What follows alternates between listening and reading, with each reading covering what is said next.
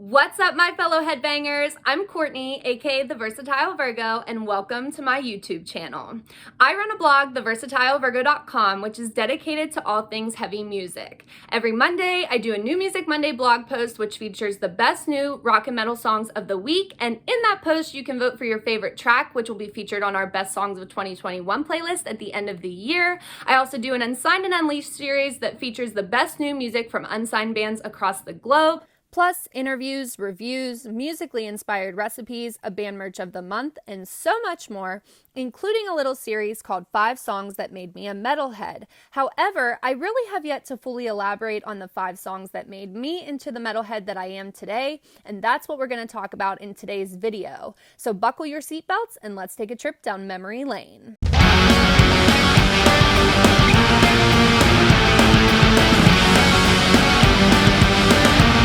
I grew up in a small town that really didn't have a heavy music scene whatsoever, on top of the fact that I am a 90s baby, and while grunge was taking over at the time, at least in the rock world, and I did have some exposure to it, pop music was really big, and groups like NSYNC, the Backstreet Boys, and artists like Britney Spears were exploding. I'm actually old enough to remember Britney having an infomercial. I also did have some exposure to 80s hair metal because my mother was super into it, but because she was so into it and played it constantly, I got really burnt out on it, especially bands like Bon Jovi. Sorry, Bon Jovi fans, but they're just not for me. So pop music was my thing, especially as a young girl growing up in the 90s. I can remember when every girl wanted to be Britney Spears or Christina Aguilera, and there was the big battle as to whose side you were on and things like that, which seems so silly now. But that was how I actually got my introduction to heavy music, specifically because of Britney Spears. Around the age of 8 or 9 years old, I believe, was when she had released an album that had a cover of Joan Jett's I Love Rock and Roll on it. And I really had no clue who Joan Jett was, but I can remember seeing an interview with Britney Spears talking about how she was covering the song, and then they had panned to Joan Jett. And you know how in movies when little kids see their hero and it kind of goes in slow motion? That's how it was when I saw Joan Jett for the first time. The battle of if I was going to be Christina or if I was going to be Britney was over, because I didn't want to be either of those people. I wanted to be Joan Jett. And if you look at my blog and my musically inspired outfits, I actually have a Joan Jett outfit that I did because she is my hero. Now, it's important to remember that technology-wise, this wasn't like it is now where you could just go on YouTube, look up the rest of Joan Jett's songs, and get introduced to other artists just like her and get exposed to that music. It wasn't that simple. Again, especially being in a small town where our radio station played the same 5 songs every hour. However, around this time was when cable companies started to launch programs like On Demand, and they even had a section for music and music videos.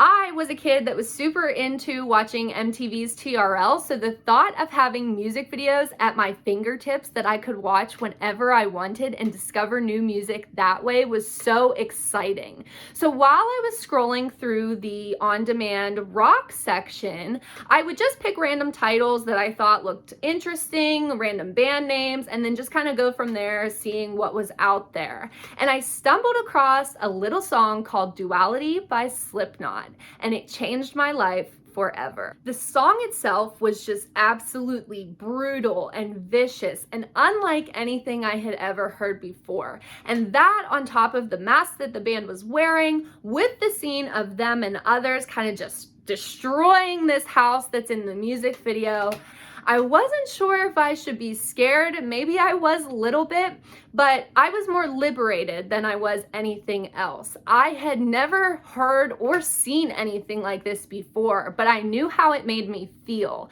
And that feeling was something that I just couldn't ignore. My brother also couldn't ignore it, but it was because it terrified him. Now, this was 2004, and my brother's 5 years younger than me, so I was around 11 and he was about 6 or so.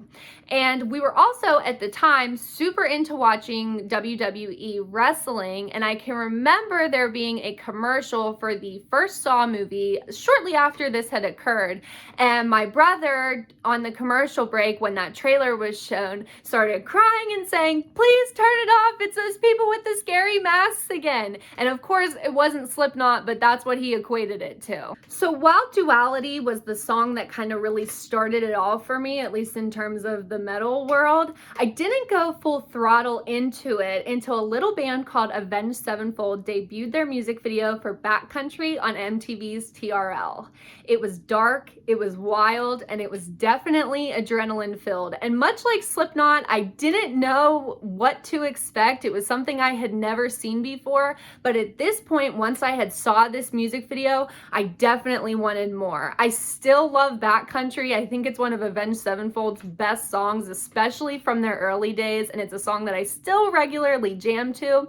So once I heard this, I had to have more. And this was when they were releasing the album City of Evil. Again, another one of my favorite Avenged Sevenfold releases, and maybe I'm a little biased. I couldn't get enough of their music, so I went back and looked into their earlier releases and had found a cover they did of Pantera's Walk. I was a little biased at the time and preferred Avenged Sevenfold's version. I do feel differently now. However, again, at the time, I just loved Avenged Sevenfold, but I did want to look a little bit more into Pantera, and that was when I heard the song This Love, which changed me forever. It is one of my favorite Pantera songs, and it was just another one of those things that I was like, this is cool. I don't know what it is, but I need more of it.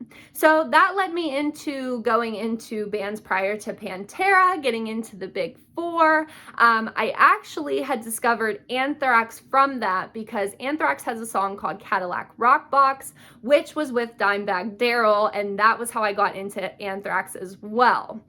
But one of the biggest songs that made me into the metalhead I am today is definitely Redneck from Lamb of God. I was a Catholic school student, so seeing a music video which was pretty much showing a very conservative family throwing a birthday party for a young girl, and they were trying to hire a musical act called Lamb of God, and when this heavy metal band shows up and just crashes this party pretty much, and this family had no idea what they were getting into, I thought it was the most hysterical music video in the world. I still do. It is one of my favorite music videos of all time, and especially, like I said, because at the time I was in Catholic school, and this is where I really had started to question a lot of the things that I was being taught and things like that. So I loved anything that would push the envelope, and that's exactly what Lamb of God did for me.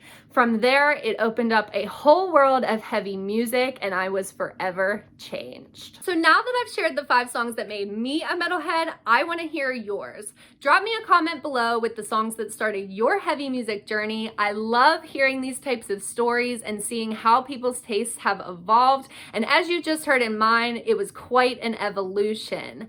And if you want to check out my series, 5 Songs That Made Me a Metalhead, you can find that over on my blog, theversatilevirgo.com. Again, that's linked in the description along with my social media platforms, so you can keep up with me there too. And if you like this video, you will want to subscribe to my channel because I have more videos related to heavy music coming out soon, and you won't want to miss them. Thanks for watching, everybody, and stay heavy.